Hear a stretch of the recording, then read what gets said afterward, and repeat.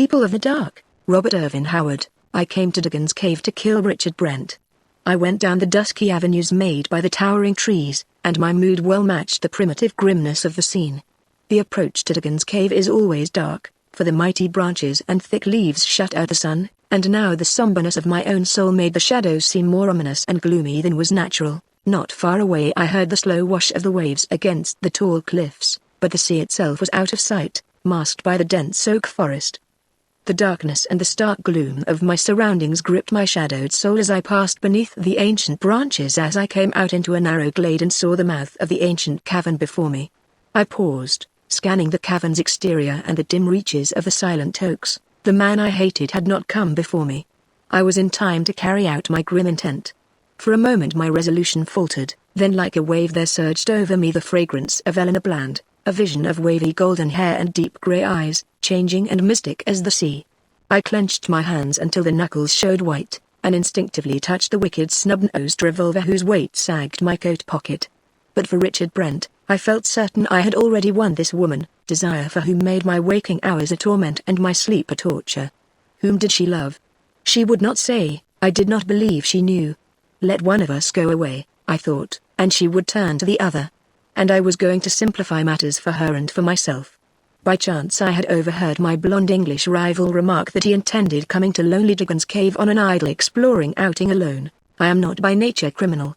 I was born and raised in a hard country, and have lived most of my life on the raw edges of the world, where a man took what he wanted, if he could, and mercy was a virtue little known. But it was a torment that tracked me day and night that sent me out to take the life of Richard Brent. I have lived hard, and violently, perhaps. When love overtook me, it also was fierce and violent. Perhaps I was not wholly sane, what with my love for Eleanor Bland and my hatred for Richard Brent. Under any other circumstances, I would have been glad to call him friend, a fine, rangy, upstanding young fellow, clear-eyed and strong. But he stood in the way of my desire and he must die. I stepped into the dimness of the cavern and halted. I had never before visited Dugan's Cave, yet a vague sense of misplaced familiarity troubled me as I gazed on the high arching roof, the even stone walls and the dusty floor. I shrugged my shoulders, unable to place the elusive feeling. Doubtless it was evoked by a similarity to caverns in the mountain country of the American Southwest where I was born and spent my childhood, and yet I knew that I had never seen a cave like this one, whose regular aspect gave rise to myths that it was not a natural cavern, but had been hewn from the solid rock ages ago by the tiny hands of the mysterious little people, the prehistoric beings of British legend. The whole countryside thereabouts was a haunt for ancient folklore. The country folk were predominantly Celtic, here the Saxon invaders had never prevailed, and the legends reached back, in that long-settled countryside, further than anywhere else in England, back beyond the coming of the Saxons, and incredibly beyond that distant age, beyond the coming of the Romans, to those unbelievably ancient days when the native Britons warred with black-haired Irish pirates. The little people, of course, had their part in the law. Legend said that this cavern was one of their last strongholds against the conquering Celts, and hinted at lost tunnels, long fallen in or blocked up, connecting the cave with a network of subterranean corridors which honeycombed the hills. With these chance meditations vying idly in my mind with grimmer speculations, I passed through the outer chamber of the cavern and entered a narrow tunnel, which, I knew by former descriptions, connected with a larger room. It was dark in the tunnel, but not too dark for me to make out the vague, half-defaced outlines of mysterious etchings on the stone walls. I ventured to switch on my electric torch and examine them more closely. Even in their dimness I was repelled by their abnormal and revolting character.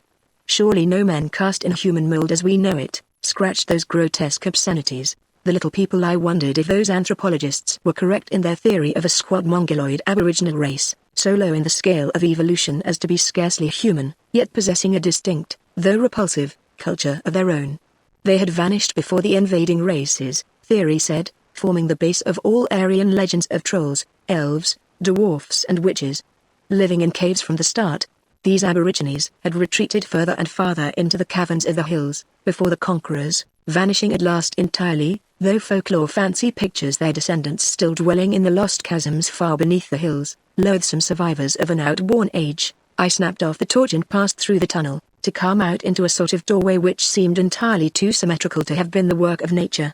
I was looking into a vast dim cavern, at a somewhat lower level than the outer chamber, and again I shuddered with a strange alien sense of familiarity.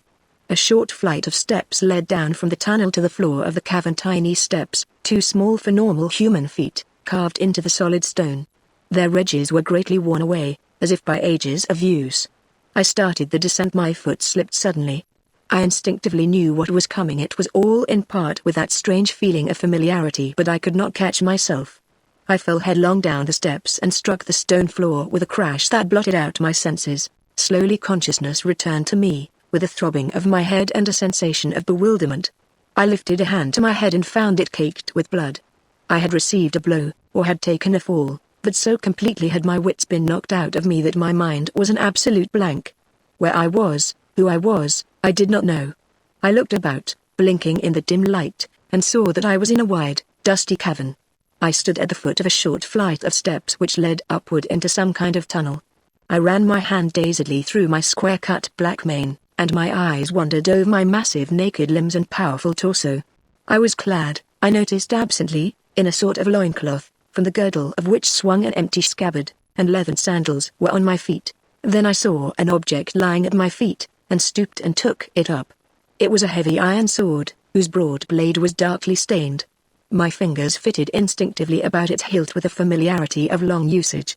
Then suddenly I remembered and laughed to think that a fall on his head should render me, Conan of the Reavers, so completely daft. It all came back to me now. It had been a raid on the Britons, on whose coasts we continually swooped with torch and sword, from the island called Irion.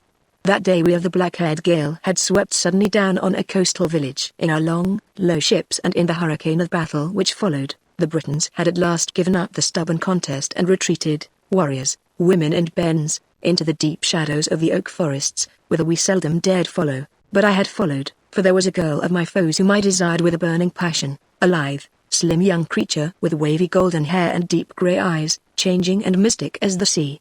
Her name was Tamara. Well, I knew it, for there was trade between the races as well as war, and I had been in the villages of the Britons as a peaceful visitor, in times of rare truce. I saw her white half-clad body flickering among the trees as she ran with the swiftness of a doe, and I followed, panting with fierce eagerness.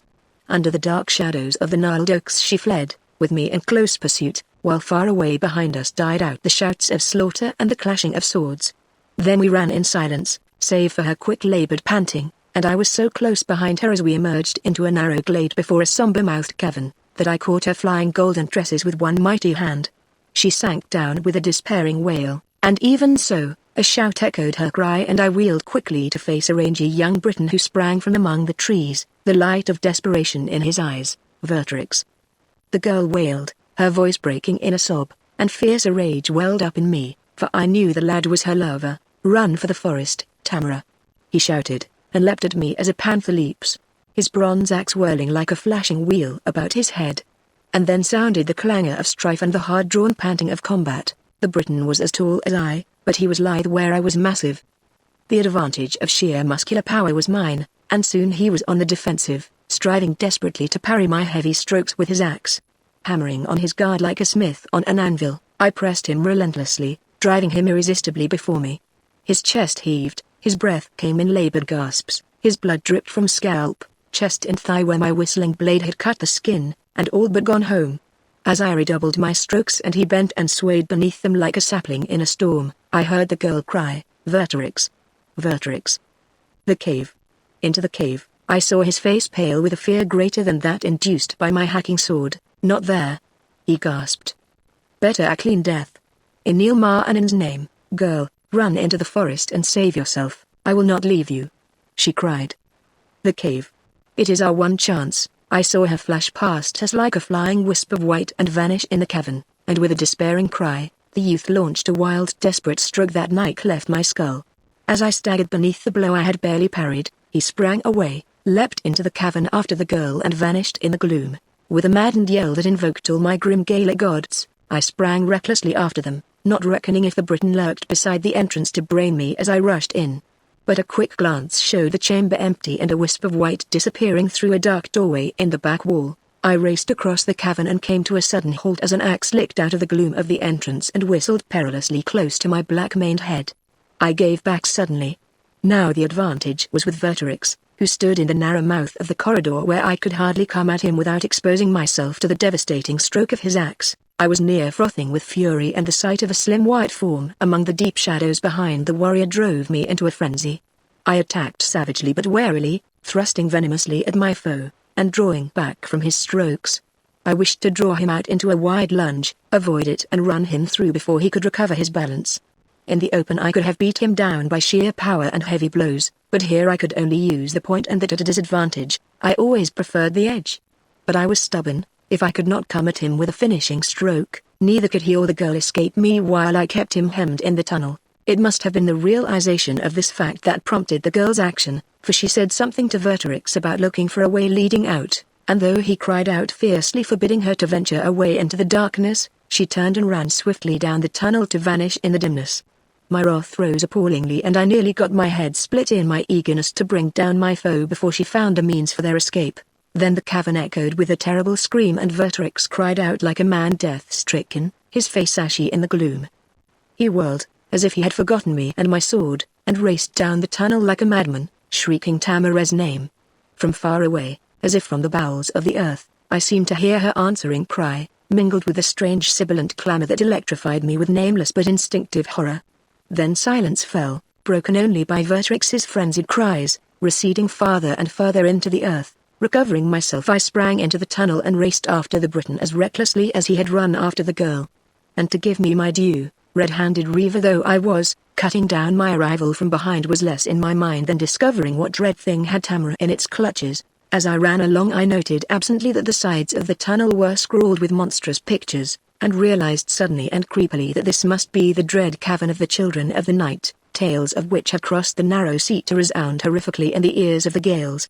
Terror of me must have ridden Tamara hard to have driven her into the cavern shunned by her people, where it was said, lurked the survivors of that grisly race which inhabited the land before the coming of the Picts and Britons, and which had fled before them into the unknown caverns of the hills. Ahead of me the tunnel opened into a wide chamber, and I saw the white form of Vertrix glimmer momentarily in the semi-darkness and vanish in what appeared to be the entrance of a corridor opposite the mouth of the tunnel I had just traversed.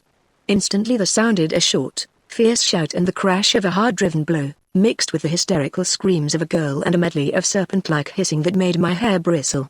And at that instant I shot out of the tunnel, running at full speed, and realized too late the floor of the cavern lay several feet below the level of the tunnel. My flying feet missed the tiny steps and I crashed terrifically on the solid stone floor. Now as I stood in the semi-darkness, rubbing my aching head, all this came back to me, and I stared fearsomely across the vast chamber at that black cryptic corridor into which Tamara and her lover had disappeared, and over which silence lay like a pall. Gripping my sword, I warily crossed the great still cavern and peered into the corridor. Only a denser darkness met my eyes. I entered, striving to pierce the gloom, and as my foot slipped on a wide wet smear on the stone floor, the raw acrid scent of fresh spilled blood met my nostrils. Someone or something had died there, either the young Briton or his unknown attacker. I stood there uncertainly, all the supernatural fears that are the heritage of the Gale rising in my primitive soul. I could turn and stride out of these accursed mazes, into the clear sunlight and down to the clean blue sea where my comrades, no doubt, impatiently awaited me after the routing of the Britons.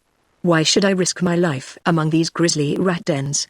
I was eaten with curiosity to know what manner of beings haunted the cavern, and who were called the Children of the Night by the Britons, but in it was my love for the yellow-haired girl which drove me down that dark tunnel, and love her I did, in my way, and would have been kind to her, had I carried her away to my island haunt. I walked softly along the corridor, blade ready. What sort of creatures the Children of the Night were, I had no idea, but the tales of the Britons had lent them a distinctly inhuman nature. The darkness closed around me as I advanced, until I was moving in utter blackness. My groping left hand encountered a strangely carved doorway, and at that instant something hissed like a viper beside me and slashed fiercely at my thigh. I struck back savagely and felt my blind stroke crunch home, and something fell at my feet and died. What thing I had slain in the dark I could not know, but it must have been at least partly human, because the shallow gash in my thigh had been made with a blade of some sort, and not by fangs or talons. And I sweated with horror, for the gods know, the hissing voice of the thing had resembled no human tongue I had ever heard, and now in the darkness ahead of me I heard the sound repeated, mingled with horrible slitherings, as if numbers of reptilian creatures were approaching. I stepped quickly into the entrance my groping hand had discovered and came near repeating my headlong fall, for instead of letting into another level corridor, the entrance gave onto a flight of dwarfish steps on which I floundered wildly. Recovering my balance, I went on cautiously, groping along the sides of the shaft for support. I seemed to be descending into the very bowels of the earth, but I dared not turn back. Suddenly, far below me, I glimpsed a faint teary light. I went on, perforce, and came to a spot where the shaft opened into another great vaulted chamber, and I shrank back, aghast.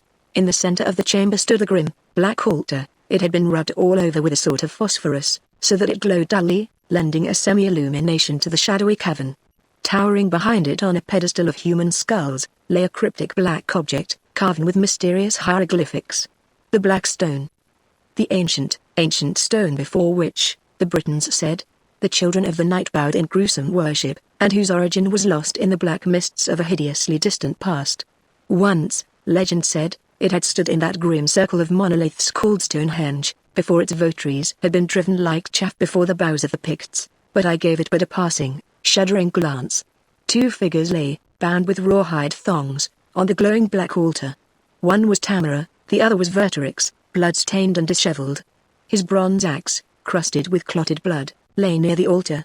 And before the glowing stone squatted Horror. Though I had never seen one of those ghoulish aborigines, I knew this thing for what it was, and shuddered. It was a man of a sort, but so low in the stage of life that its distorted humanness was more horrible than its bestiality. Erect, it could not have been 5 feet in height. Its body was scrawny and deformed, its head disproportionately large. Lank snaky hair fell over a square inhuman face with flabby writhing lips that bared yellow fangs, flat spreading nostrils and great yellow slant eyes. I knew the creature must be able to see in the dark as well as a cat. Centuries of skulking in dim caverns had lent the race terrible and inhuman attributes. But the most repellent feature was its skin, scaly, yellow and mottled, like the hide of a serpent. A loincloth made of a real snake's skin girt its lean loins, and its taloned hands gripped a short stone-tipped spear and a sinister-looking mallet of polished flint. So intently was it gloating over its captives, it evidently had not heard my stealthy descent. As I hesitated in the shadows of the shaft, far above me I heard a soft sinister rustling that chilled the blood in my veins. The children were creeping down the shaft behind me, and I was trapped. I saw other entrances opening on the chamber, and I acted, realizing that an alliance with Vertorix was our only hope. Enemies though we were men, cast in the same mold, trapped in the lair of these indescribable monstrosities. As I stepped from the shaft, the horror beside the altar jerked up his head and glared full at me. And as he sprang up, I leapt and he crumpled, blood spurting, as my heavy sword split his reptilian heart. But even as he died, he gave tongue in an abhorrent shriek which was echoed far up the shaft. In desperate haste I cut Vertorix's bonds and dragged him to his feet. And I turned to Tamara, who in that dire extremity did not shrink from me, but looked up at me with pleading, terror-dilated eyes. Vertorix wasted no time in words, realizing chance has made allies of us. He snatched up his axe as I freed the girl. "We can't go up the shaft," he explained swiftly, "we'll have the whole pack upon us quickly." They caught Tamara as she sought for an exit, and overpowered me by sheer numbers when I followed. They dragged us hither and all but that carrion scattered bearing word of the sacrifice through all their burrows, I doubt not. Ilmarinen alone knows how many of my people, stolen in the night, have died on that altar. We must take our chance in one of these tunnels all lead to hell. Follow me. Seizing Tamara's hand he ran fleetly into the nearest tunnel and I followed. A glance back into the chamber before a turn in the corridor blotted it from view showed a revolting horde streaming out of the shaft. The tunnel slanted steeply upward, and suddenly ahead of us we saw a bar of grey light. But the next instant our cries of hope changed to curses of bitter disappointment. There was daylight, drifting in through a cleft in the vaulted roof, but far, far above our reach. Behind us the pack gave tongue exultingly. And I halted. "Save yourselves if you can," I growled. "Here I make my stand. They can see in the dark and I cannot. Here at least I can see them. Go." But Vertorix halted also. "Little use to be hunted like rats to our doom. There is no escape. Let us meet our fate like men," Tamara cried out, wringing her hands, but she clung to her lover. "Stand behind me with the girl," I grunted. "When I fall, dash out her brains with your axe lest they take her alive again. Then sell your own life as high as you may, for there is none to avenge us." His keen eyes met mine squarely. "We worship different gods, Riva," he said, "but all gods love brave men. Mayhap we shall meet again, beyond the dark. Hail and farewell, Britain." I growled, and our right hands gripped like steel. "Hail and farewell, gale, and I wheeled as a hideous horde swept up the tunnel and burst into the dim light, a flying nightmare of streaming snaky hair, foam-flecked lips and glaring eyes. Thundering my war cry, I sprang to meet them, and my heavy sword sang and a head spun grinning from its shoulder on an arching fountain of blood. They came upon me like a wave, and the fighting madness of my race was upon me. I fought as a maddened beast fights, and at every stroke I clove through flesh and bone, and blood spattered in a crimson rain. Then as they surged in and I went down beneath the sheer weight of their numbers, a fierce yell cut the din, and Vertrix's axe sang above me, splattering blood and brains like water. The press slackened and I staggered up, trampling the writhing bodies beneath my feet, a stare behind us. The Briton was screaming, half hidden in an angle of the wall. It must lead to daylight. Up it, in the name of Ilmarinen, so we fell back, fighting our way inch by inch. The vermin fought like blood-hungry devils, clambering over the bodies of the slain to screech and hack. Both of us were streaming blood at every step when we reached the mouth of the shaft, into which Tamara had preceded us. Screaming like very fiends, the children surged in to drag us down. The shaft was not as light as had been the corridor, and it grew darker as we climbed, but our foes could only come at us from in front. By the gods, we slaughtered them till the stair was littered with mangled corpses and the children frothed like mad wolves. Then suddenly they abandoned the fray and raced back down the steps. "What portends this?" gasped Vertrix, shaking the bloody sweat from his eyes. "Up the shaft, quick!" I panted. "They mean to mount some other stair and come at us from above," so we raced up those accursed steps, slipping and stumbling, and as we fled past a black tunnel that opened into the shaft, far down it we heard a frightful howling. An instant later we emerged from the shaft into a winding corridor, dimly illumined by a vague grey light filtering in from above, and somewhere in the bowels of the earth I seemed to hear the thunder of rushing water. We started down the corridor, and as we did so, a heavy weight smashed on my shoulders, knocking me headlong, and a mallet crashed again and again on my head, sending dull red flashes of agony across my brain. With a volcanic wrench I dragged my attacker off and under me, and tore out his throat with my naked fingers.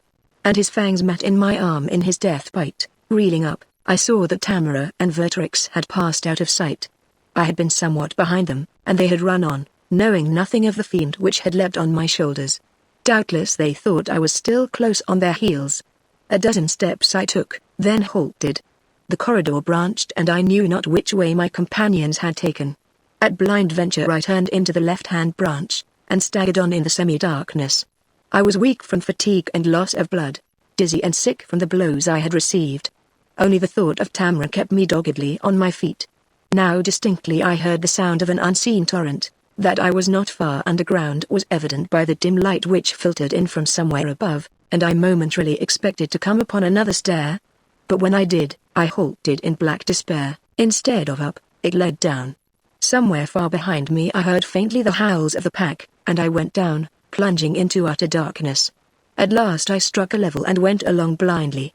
I had given up all hope of escape, and only hoped to find Tamara if she and her lover had not found a way of escape and die with her. The thunder of rushing water was above my head now, and the tunnel was slimy and dank. Drops of moisture fell on my head and I knew I was passing under the river. Then I blundered again upon steps cut in the stone, and these led upward. I scrambled up as fast as my stiffening wounds would allow, and I had taken punishment enough to have killed an ordinary man. Up I went and up, and suddenly daylight burst on me through a cleft in the solid rock. I stepped into the blaze of the sun. I was standing on a ledge high above the rushing waters of a river which raced at awesome speed between towering cliffs. The ledge on which I stood was close to the top of the cliff. Safety was within arm's length. But I hesitated, and such was my love for the golden-haired girl that I was ready to retrace my steps through those black tunnels on the mad hope of finding her. Then I started. Across the river I saw another cleft in the cliff wall which fronted me, with a ledge similar to that on which I stood, but longer. In olden times, I doubt not, some sort of primitive bridge connected the two ledges, possibly before the tunnel was dug beneath the riverbed. Now as I watched, two figures emerged upon the other ledge, one gashed, dust-stained, limping, gripping a blood-stained axe, the other slim, white and girlish, Vertrix and Tamara. They had taken the other branch of the corridor at the fork and had evidently followed the windows of the tunnel to emerge as I had done, except that I had taken the left turn and passed clear under the river. And now I saw that they were in a trap. On that side the cliffs rose 100 feet higher than on my side of the river, and so sheer a spider could scarce have scaled them. There were only two ways of escape from the ledge, back through the fiend-haunted tunnels, or straight down to the river which raved far beneath. I saw Vertrix look up the sheer cliffs and then down, and shake his head in despair. Tamara put her arms about his neck, and though I could not hear their voices for the rush of the river, I saw them smile, and then they went together to the edge of the ledge. And out of the cleft swarmed a loathsome mob, as foul reptiles writhe up out of the darkness, and they stood blinking in the sunlight like the night things they were. I gripped my sword hilt in the agony of my helplessness until the blood trickled from under my fingernails. Why had not the pack followed me instead of my companions? The children hesitated an instant as the two Britons faced them, then with a laugh Vertrix hurled his axe far out into the rushing river, and turning, caught Tamara in a last embrace. Together they sprang far out, and still locked in each other's arms, hurtled downward, struck the madly foaming water that seemed to leap up to meet them, and vanished. And the wild river swept on like a blind, insensate monster, thundering along the echoing cliffs. A moment I stood frozen, then like a man in a dream I turned, caught the edge of the cliff above me and wearily drew myself up and over, and stood on my feet above the cliffs, hearing like a dim dream the roar of the river far beneath. I reeled up, dazedly clutching my throbbing head, on which dried blood was clotted. I glared wildly about me. I had clambered the cliff snow, by the thunder of Crom, I was still in the cavern. I reached for my sword. The mists faded and I stared about dizzily, orienting myself with space and time. I stood at the foot of the steps down which I had fallen. I who had been Conan the Reaver, was John O'Brien. Was all that grotesque interlude a dream? Could a mere dream appear so vivid? Even in dreams, we often know we're dreaming, but Conan the Reaver had no cognizance of any other existence. More, he remembered his own past life as a living man remembers, though in the waking mind of John O'Brien, that memory faded into dust and mist. But the adventures of Conan in the Cavern of the Children stood clear-etched in the mind of John O'Brien. I glanced across the dim chamber toward the entrance of the tunnel into which Vertrix had followed the girl. But I looked in vain, seeing only the bare blank wall of the cavern. I crossed the chamber, switched on my electric torch miraculously unbroken in my fall and felt along the wall. Ha! I started, as from an electric shock. Exactly where the entrance should have been, my fingers detected a difference in material, a section which was rougher than the rest of the wall. I was convinced that it was of comparatively modern workmanship. The tunnel had been walled up. I thrust against it, exerting all my strength, and it seemed to me that the section was about to give. I drew back, and taking a deep breath, launched my full weight against it, backed by all the power of my giant muscles. The brittle, decaying wall gave way with a shattering crash and I catapulted through in a shower of stones and falling masonry. I scrambled up, a sharp cry escaping me. I stood in a tunnel, and I could not mistake the feeling of similarity this time. Here Vertrix had first fallen foul of the children, as they dragged Tamara away, and here where I now stood the floor had been awash with blood. I walked down the corridor like a man in a trance. Soon I should come to the doorway on the left. There it was, the strangely carved portal, at the mouth of which I had slain the unseen being which reared up in the dark beside me. I shivered momentarily. Could it be possible that remnants of that foul race still lurked hideously in these remote caverns? I turned into the doorway and my light shone down a long, slanting shaft, with tiny steps cut into the solid stone. Down these had Conan the Reaver gone groping, and down them went I, John O'Brien, with memories of that other life filling my brain with vague phantasms. No light glimmered ahead of me, but I came into the great dim chamber I had known of yore, and I shuddered as I saw the grim black altar etched in the gleam of my torch. Now no bound figures writhed there, no crouching horror gloated before it. Nor did the pyramid of skulls support the black stone before which unknown races had bowed before Egypt was born out of time's dawn. Only a littered heap of dust lay strewn where the skulls had upheld the hellish thing. No, that had been no dream. I was John O'Brien, but I had been Conan of the Reavers in that other life, and that grim interlude a brief episode of reality which I had relived. I entered the tunnel down which we had fled, shining a beam of light ahead, and saw the bar of grey light drifting down from above just as in that other, lost age. Here the Briton and I, Conan, had turned at bay. I turned my eyes from the ancient cleft high up in the vaulted roof, and looked for the stair. There it was, half concealed by an angle in the wall. I mounted, remembering how hurriedly Vertrix and I had gone up so many ages before, with the horde hissing and frothing at our heels. I found myself tense with dread as I approached the dark, gaping entrance through which the pack had sought to cut us off. I had snapped off the light when I came into the dim-lit corridor below, and now I glanced into the well of blackness which opened on the stair. And with a cry I started back, nearly losing my footing on the worn steps. sweating in the semi-darkness. I switched on the light and directed its beam into the cryptic opening, revolver in hand. I saw only the bare rounded sides of the small shaft-like tunnel and I laughed nervously.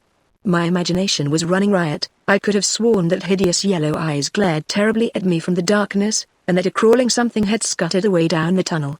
I was foolish to let these imaginings upset me.